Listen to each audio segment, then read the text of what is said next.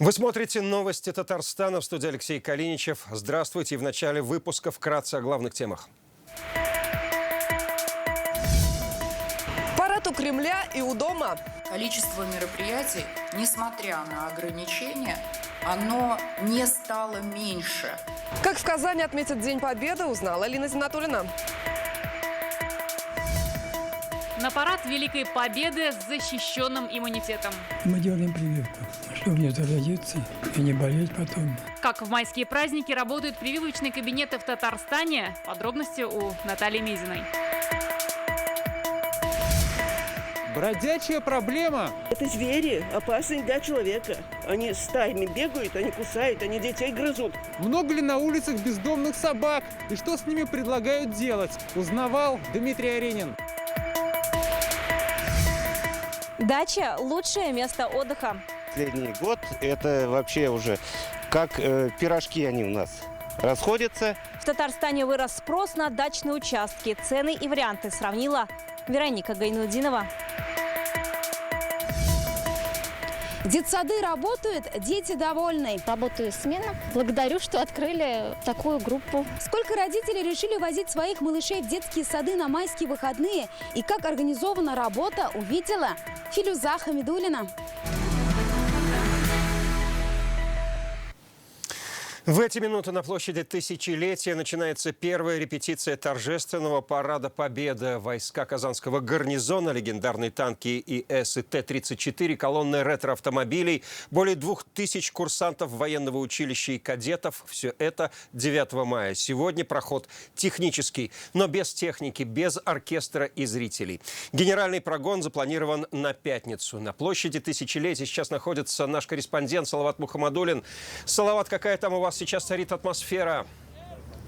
Добрый вечер, Алексей. Здесь атмосфера на площади Тысячелетия, конечно, пока еще не праздничная, но при этом точно могу сказать, что рабочие. Немного так непривычно, что здесь по проезжей части мы идем пешком, но дело в том, что движение было перекрыто еще больше часа назад, все для того, чтобы репетиции ничего не мешало. Как вы видите, все готовится к старту, здесь уже прошло построение, и вот-вот мы начнем слышать троекратное «Ура! Ура! Ура!».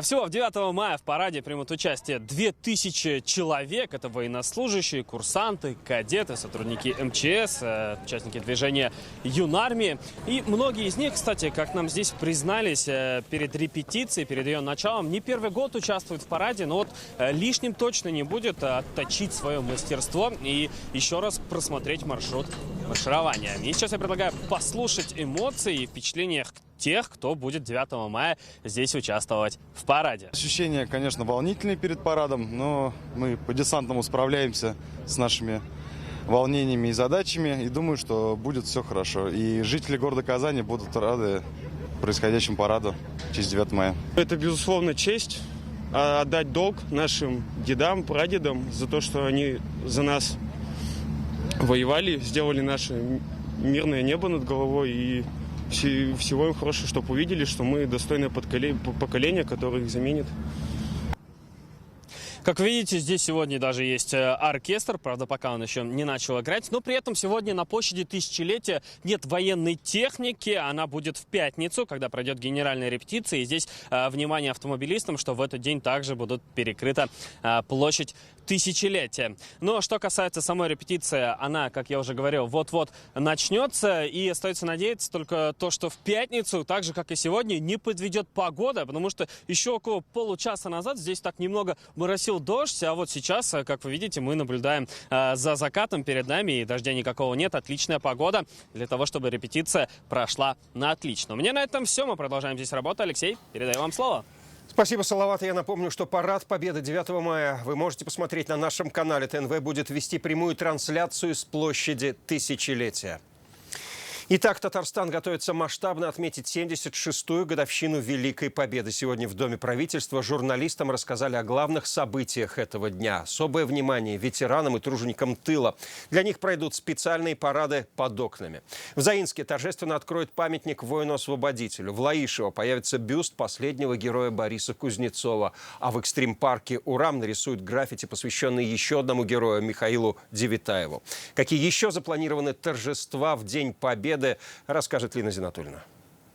Начало парада у стен Кремля в 10 утра. Для досмотра и термометрии прийти на площадь Тысячелетия рекомендуют на полчаса раньше. Кроме парада, здесь весь день выставка военной техники, полевая кухня, а с 7 вечера концертная программа, народное караоке и тысячный хор «Поющая Казань». Несмотря на то, что мероприятие проходит на улице, приветствуется маска. Если вы имеете на день проведения мероприятия температуру, если у вас есть проявление катарального характера, то, конечно, посещение мероприятия, посещение своих близких в этот период лучше воздержаться. Другая колонна исторической техники доставит праздник прямо под окна героев. Это парад у Дома ветерана. Формат появился в пандемийный 2020. Легендарная «Катюша» и полуторка, которая превратится в неформальную сцену, проедет по всем территориям районов города Казани и остановится около мест проживания ветеранов с небольшой концертной программой. Волонтеры Победы обязательно зайдут к ветерану, поздравят. В Парке Победы тоже традиционно обширная программа с самого утра. Цветы к вечному огню. В полдень фестиваль духовых оркестров «Фанфары Победы». С 3 часов концерт, а в 6 вечера мелодии 30-х и 40-х в исполнении оркестра. Акция «Бессмертный полк», как и год назад, пройдет в онлайн-формате. Заявку можно подать на сайте 2021polkrf.ru. В ответ пришлют время прохождения вашего героя в виртуальном строю.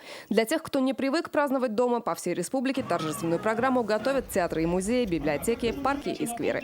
Вот на этой неделе учреждениями культуры планируется провести более 300 мероприятий с предполагаемым охватом непосредственных участников около 15 тысяч человек. Обширный список мероприятий и для молодежи Татарстана. Исторические квесты, интерактивные выставки. В новом парке «Урам» годовщине Победы посвятят республиканский фестиваль экстремальных видов спорта. Еще один способ сказать спасибо героям – общероссийская акция «Красная гвоздика».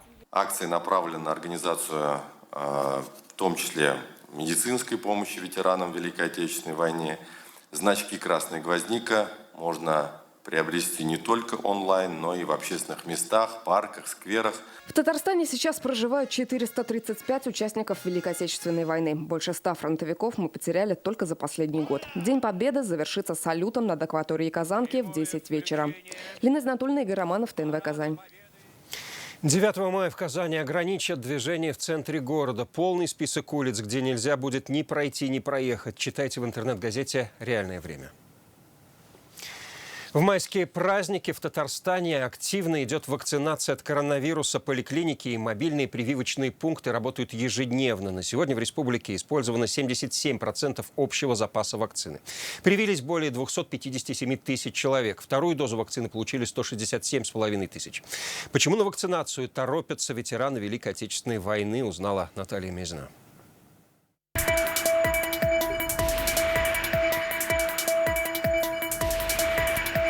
Добрый день. Проходите, пожалуйста. Один из первых в прививочном кабинете сегодня ветеран Великой Отечественной войны Геннадий Баранов. Он получает второй компонент «Спутника Ви». Ветеран говорит, героически защищал свою родину, теперь надо и свой иммунитет защитить, чтобы встретить 76-ю годовщину Великой Победы на параде. Мы делаем прививку, чтобы не заразиться и не болеть потом. Это нам спасает жизнь. На часах 10 утра, а в 10-ю городскую поликлинику за вакциной пришли уже порядка 50 татарстанцев. Приходят с семьями. Вот Николай Выборнов со своей супругой. 3 дня назад записались, сегодня получают первый компонент «Спутник Ви». Страшно нет, потому что доверяю я. Очень, как говорится, гарантия хорошая, большая, там на много процентов, столько стран закупают. Из поликлиники сразу на грядке, говорят пенсионеры, открывать дачный сезон и встречать гостей. Ну, во-первых, мы на дачу собираемся, чтобы уже приехать без всяких там проблем. Может быть, кого-то родственника своих бы еще не заразить. Кому вакцина для отдыха, а кому для работы, как, например, Тимуру Ибрагимову. Я на вахту собираюсь, на север. Вот, требуется прививка от компании. Запасы вакцины в поликлинике пополняют дважды в неделю. Сегодня медики ожидают привоз еще 500 доз. Более 40% привитых составляют пациенты в возрасте более 60 лет. На сегодняшний день привито более 7 тысяч человек. В майские праздники прививочная кампания, конечно же, продолжает свою непрерывную работу. Так пройти вакцинацию татарстанцы могут в поликлиниках в режиме работы самих учреждений. Ежедневно работают и мобильные пункты в торговых центрах. центрах. Но какую же вакцину выбрать? Спутник Ви либо Эпивак Корона? Как говорят медики, все в руках самих пациентов. Достаточно о своем выборе сообщить по телефону при записи в прививочный кабинет. После вакцинации соблюдать масочный режим и не употреблять алкоголь. Таковы рекомендации медиков.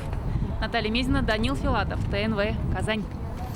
За последние сутки еще 35 новых случаев коронавируса. 23 человека госпитализированы, сообщает республиканский штаб. Больше всего заболевших в Казани. 7700 заболевших зарегистрировано по стране. Единовременную выплату по 10 тысяч рублей для детей от 6 до 18 лет семьи получат в августе. Такое поручение Владимир Путин дал правительству. Таким образом, помощь будет оказана 17 миллионам российских семей. Для ее получения достаточно подать одно заявление. Это можно сделать как в письменном виде в МФЦ, отделении ПФР или органах соцзащиты, так и онлайн. Никаких дополнительных справок собирать не нужно. Напомним, эта мера поддержки была озвучена Владимиром Путиным во время его послания Федеральному собранию.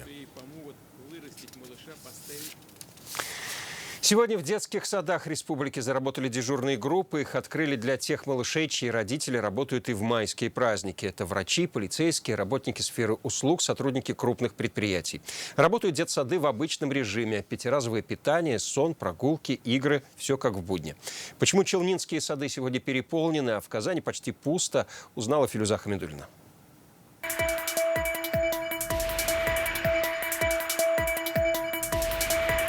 Доброе утро, здравствуйте. Может, температуру померить? Как выходные прошли у вас? У кого-то выходные еще продолжаются, а кому-то пора на работу. Рузеля Зиякова ранним утром привела детей в садик, торопится. Муж на севере, детей оставить не с кем. Работаю сменно, получается, в спорткомплексе. Благодарю, что открыли такую группу. Такая же ситуация и в семье Шараповых. Марсель нефтяник. Приостановить производство невозможно, говорит. Жена тоже на смене. Жена работает терапевтом. У меня самого тоже сменная работа. Так что старшего вот мы оставили в деревне, а младшего негде оставить, поэтому привезли сюда. Участковые, полицейские, врачи и медсестры, рабочие на заводах. Для таких родителей и организовали дежурные группы. Здесь малыши разных возрастов. Объединили их в две группы. Одному воспитателю следить за малышами сложно. Да и дети еще не привыкли друг к другу. Как рабочий день у нас, вот, например, по расписанию у нас 9 часов физкультура, и мы будем проводить физкультуру с детишками. Перед праздниками здесь среди родителей провели опрос. Выяснилось, из 280 малышей в садик будут ходить лишь 41 ребенок. Режим пребывания детей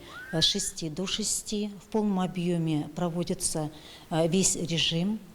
Дети будут сегодня и пятиразовое питание, и сон, организован у них досуг. У нас сегодня много новых детей. Давайте мы с вами со всеми познакомимся. Игры уж все знакомые, с малышовой группы уж.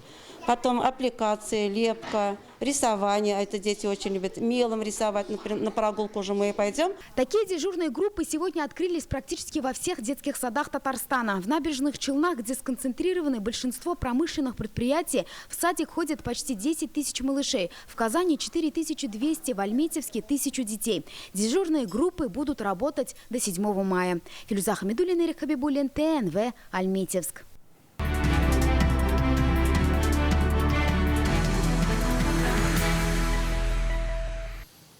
«22 бездомные собаки отловили в Осиново после ЧП со школьником. На прошлой неделе стая собак искусала 10-летнего мальчика, который сейчас находится в ДРКБ. И этот случай не единичный. С начала года от укусов в республике пострадали более 1000 человек. В минувшую субботу Рустам Минниханов поручил районным властям активизировать работу по отлову собак и создать межмуниципальные приюты. Какая сейчас обстановка на улицах и с какой инициативой вышли владельцы приютов, расскажет Дмитрий Аренин. Взрослым, дедушкам, бабушкам бросается. Все равно стерилизованный бросается. Вы не знаете, вы кормите ее, а она бросается. Мы мимо проходим, бросается. Такие споры идут в дворе на Ибрагимова, 11. Одни жители бездомных собак подкармливают, другие боятся сами попасть к ним в пасть. В народный контроль уже написали жалобу. Вечером невозможно здесь ходить. Я боюсь, вот, например. Так-то не мешает, но страшновато. Вообще, эта проблема должна заниматься правительство. Государство, так сказать. Они ходят, но сейчас не видела. А это уже улица Восстания. Здесь тоже жалуются на собак. Как говорят, местная стая держит в страхе всю округу. С ребенком в школу ходить, одну я ее ни за что не пущу. Я сама умираю, боюсь. Они как волкодавы сидят вот на задних лапах. Это звери, опасные для человека. Они стаями бегают, они кусают, они детей грызут. Как нам показали, благодатным лежбищем для своры стал пустырь с мусором у 101-го дома. Мы никого не застали, но жители говорят, радоваться рано. На них же и деньги выделяют, надо как-то бороться уж. Надо сверху думать. Видите собак бродячих? Они были же уже, натворили делов уже. Это та самая улица в поселке Осиново, где неподалеку во враге собаки напали на школьника. Как говорят местные жители, сейчас стаи не видно. Раньше она обитала у мусорного контейнера. Раньше вот возле мусорки еле проходили. Невозможно.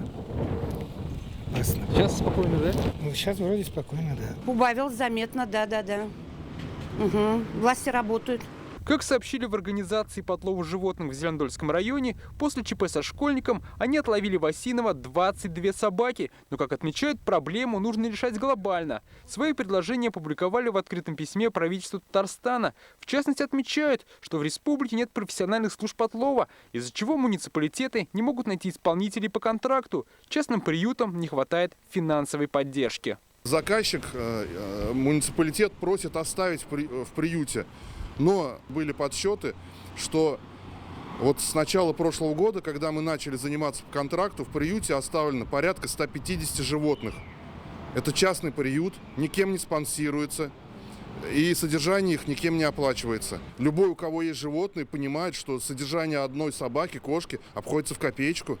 Альберт Галиев предложил создать общественный совет по вопросам отношений к животным. Туда вошли бы представители госорганов, ЖКХ, общественники, зоозащитники, кинологи, ветеринары и СМИ.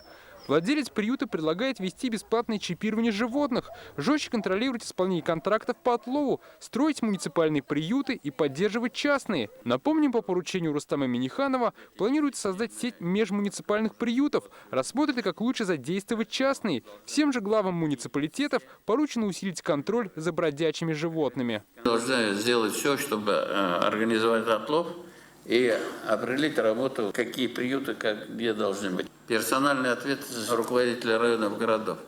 Наведите порядок. Отметим, что во многом причина увеличения количества бездомных животных на улицах в действующем законе. Он вступил в силу в январе 2020 года. По нему животных запретили усыплять. Сейчас в Госдуме к этому документу собираются вернуться и доработать. Дмитрий Аринин, Рамзиль Гарипов, ТНВ, Казань. МЧС распространила штормовое предупреждение об опасном метеорологическом явлении. Сегодня на территории республики ожидается очень сильный ветер. Его скорость может достигать 27 метров в секунду. Напомним, ветреная погода в республике сохраняется с начала мая. Так, в Елабуге порывистый ветер снес остановочный павильон. Такой же инцидент произошел в Альметьевске на улице Строителей. В Казани упали рекламные щиты. Спасатели рекомендуют больше времени проводить в помещении. Если все же оказались на улице, держаться подальше от рекламных щитов и линий электропередач. Автомобили не парковать рядом с деревьями. Дома плотно закрыть окна, а с балконов убрать плохо закрепленные предметы. Завтра в Татарстане меняется погода, ожидается похолодание. На 9-летнюю девочку упали футбольные ворота. Инцидент произошел сегодня в полдень в деревне Янцобино Кукмарского района. Во время игры в футбол на спортплощадке за зданием сельского клуба на ребенка упала тяжелая металлическая конструкция. Девочку госпитализировали в Кукмарскую ЦРБ с травмами головы и позвоночника. По факту происшествия организована проверка. Ребенка с травмами головы и позвоночника госпитализировали в местную ЦРБ. На место происшествия выезжал районный прокурор. Организована проверка, по итогам которой будет решаться вопрос о принятии необходимых мер прокурорского реагирования. Озимые в Татарстане в этом году погибли на 10% площадей. Это порядка 55 тысяч гектаров. Больше всего пострадали осенние культуры в Мамадышском районе. Здесь не досчитались озимых на каждом втором гектаре. В списке проблемных районов Дрожжиновский, Кайбецкий, Апастовский, Балтасинский, Черемшанский. Причиной гибели стали осенние морозы, когда еще не было снега, а также поздний сев культур, когда растения до начала устойчивых морозов не успели укорениться. Теперь часть площадей будут пересеивать. Спрос на загородную недвижимость в республике вырос в 2 раза. Дачи, садовые участки разлетаются как горячие пирожки, говорят и риэлторы, и сами садоводы. Сегодня на сайте объявлений только по Казани почти 1700 предложений. На такой ажиотаж повлияла и пандемия, и высокие цены на недвижимость в столице. На какие дачи есть спрос и что предлагают, варианты изучила Вероника Гайнудинова.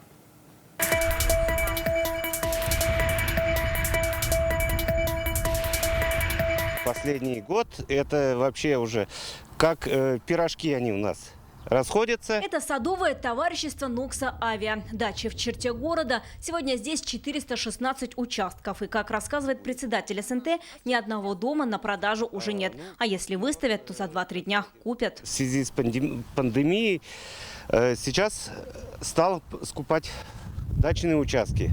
То есть где можно уединиться. В данный момент у нас даже на продажу участков нету. Много ходят, спрашивают, где тут участок не продаются, не продают. Ой, я говорю, жалко, вот продавали, вот недавно, вот.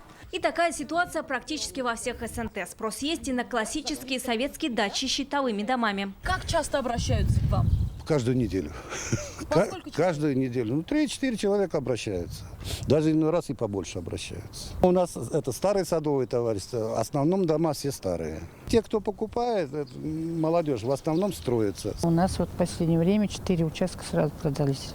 Спрос на загородную недвижимость вырос в 2 раза за последний год, говорят риэлторы. Популярны дачи и эконом, и премиум-класса. Вот один из самых популярных сайтов объявлений. Сейчас здесь 1669 предложений о продаже дач. Вот один из вариантов. Объявление на сайте появилось только 1 мая, а вот как эта дача выглядит уже вживую. Как указывает в объявлении продавец, здесь 4,5 сотки, есть свет, вода, а сама дача находится в черте города в Советском районе. Увеличивается и цена на загородную недвижимость. В Казани за год она выросла на 30%. Самые бюджетные варианты от 60 тысяч рублей. Средняя цена от 200 до 400 тысяч. Есть даже варианты за 25 миллионов рублей. Это уже загородный особняк. В первую очередь влияет, конечно же, сама дача, то есть материал, состояние дачи, площадь, размеры. Во вторую очередь это место, то есть насколько оно живописное, красивое. Понятно, что дача на берегу Волги будет дороже, чем дача в 3 километрах от Волги.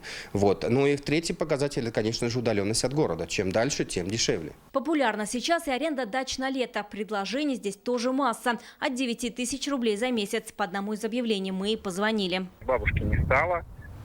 Нам как бы не очень интересно заниматься этой дачей, поэтому решили мы ее сдавать. Сдаем мы ее не помесячно, а целиком на сезон. Тенденция покупать садовые участки ради огорода сейчас уходит в прошлое, говорят специалисты. Дача сегодня – это больше место отдыха, как никогда актуально в пандемию. Вероника Гайнудинова, Марат Зайдуллин, ТНВ, Казань. Сегодня в Музее-мемориале Великой Отечественной войны открылась уникальная выставка. Здесь представлено стрелковое оружие времен Второй мировой. Часть экспонатов из фондов Национального музея, часть предоставили республиканские поисковики. Эти автоматы и пулеметы они нашли во время раскопок на местах сражений. Вот это вообще первый автоматический пулемет в Красной Армии авиационный.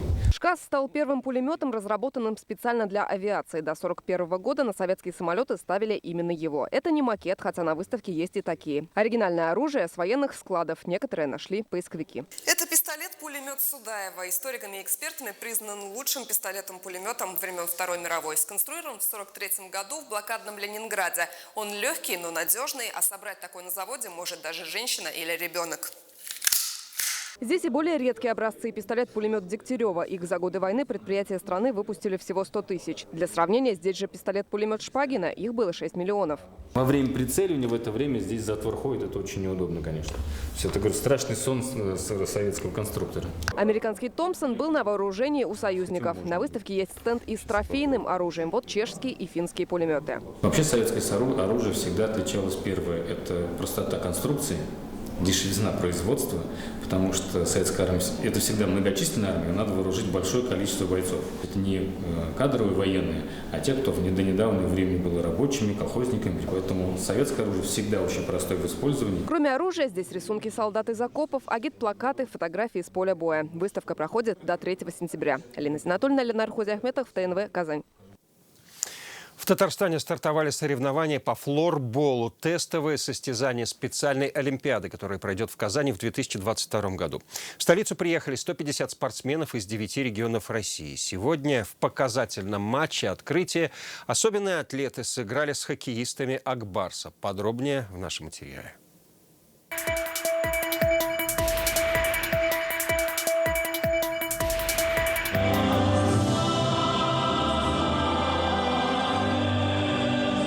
В центре бадминтона сегодня звучат гимны России и Татарстана. Это церемония открытия тестовых соревнований по флорболу специальной олимпиады. На свершение атлетов напутствовал министр спорта. Этот турнир, он является тестовым, отборочным к тому большому событию, которое мы ждем в Казани. 150 юных спортсменов из 9 регионов России. Сегодня в показательный матч с ребятами сыграли хоккеисты Акбарса Александр Бурмистров и Иван Емец. Республика Татарстан подтвердила свою готовность. Это огромнейший опыт указания в проведении различных международных соревнований. И мы ни в коем случае не сомневаемся в высоком качестве проведения всемирных игр. Флорбол – это почти хоккей, но играют пластиковыми клюшками и легким мячом на площадке размером 20 на 12. Флорбол как вид спорта специальной олимпиады появился еще в 2013 году на играх в Корее. Как вообще тебе Казань? Мне нравится. Что именно здесь тебе нравится? Мне вообще, на самом деле, футбол. Ну и все. А как вообще начал заниматься именно этим видом спорта? Почему к нему пришел? Пригласили. Как приняли? Вообще все прекрасно, то есть мы не ожидали такого, честно говоря. То есть кампус очень большой, поэтому очень хорошие, положительные эмоции по поводу этого. Турнир по флорболу продлится в Казани до 7 мая. Лучшие команды юношей и девушек станут участниками специальной олимпиады 2022 года. Радик Фархулин, Дмитрий Аринин, Адель Мендубаев, ТНВ, Казань. На этом выпуск завершается. Больше новостей на наших ресурсах в интернете. Всего вам доброго и до встречи.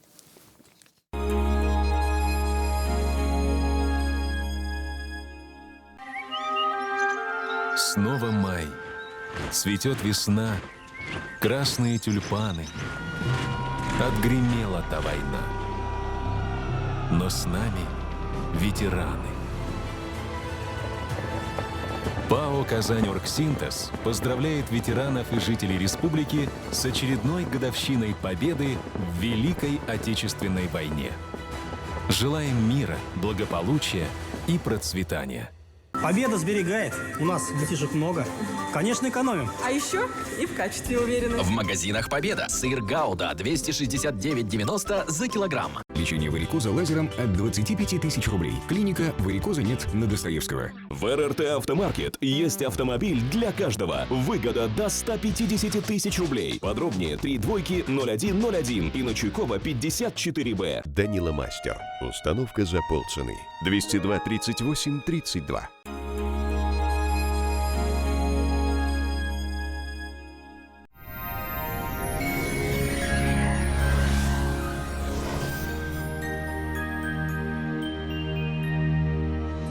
В студии София Егорова. Здравствуйте.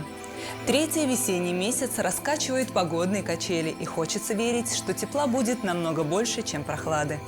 По данным сервиса Яндекс.Погода, в Угульме, Бавлаха и Азнакаево температура понизится, не исключены дожди, днем до плюс 11. В Набережных Челнах, Нижнекамске и Елабуге переменная облачность, местами возможен дождь. Прохладно, плюс 10-11 градусов днем. Станет заметно прохладнее в Агрызе, Менделеевске, Актаныше. Возможен дождь. В Арске, Кукмаре и Балтаси небольшой дождь, днем всего 8-9 тепла. В Болгаре, Дрожжином и Буинске без существенных осадков. Заметно похолодает, плюс 10. В Альметьевске, Чистополе и Мамадыше возможен кратковременный дождь. И здесь пока прохладно, до плюс 11. А на четверг более позитивный прогноз. Температура устремится вверх и придет долгожданное тепло. Федеральная сеть медицинских центров «Доктор Ост». Лечение самых сложных заболеваний позвоночника и суставов без боли и хирургического вмешательства. За 12 лет в 10 городах России врачами клиники отменено более 39 тысяч операций. В России привыкли лучших врачей искать за рубежом. Но достойное лечение можно получить, не покидая Родины. В медицинский центр «Доктор Ост» обращаются с самыми тяжелыми заболеваниями позвоночника и суставов. Более 70 тысяч пациентов нам удалось спасти от необходимости проводить операцию и ставить протез. Приходите в «Доктор Ост». Убедитесь, что вернуться к полноценной жизни без боли – это просто. Готовые квартиры в Иннополисе от 3 миллионов 950 тысяч рублей. Заезжай и живи. Мебель и бытовая техника в подарок. Осталось меньше 30 квартир. Подробности на сайте jkunicum.ru и по телефону 556 59. Успей купить квартиру в самом инновационном городе России. Купить квартиру в Иннополисе? Сейчас это возможно. Квартиры формата «Заезжай и живи» от 3 миллионов 950 тысяч рублей. Торопитесь, осталось меньше 30 квартир. Звоните 556 59, сайт jkunicum.ru. В Казани малооблачно, ночью около 7 тепла, а днем ожидается 10 градусов выше 0. Ветер западный, сильный, порывистый. Атмосферное давление 747 миллиметров ртутного столба. Влажность воздуха 62%. Магнитное поле Земли спокойное. На этом наш выпуск завершен. До свидания.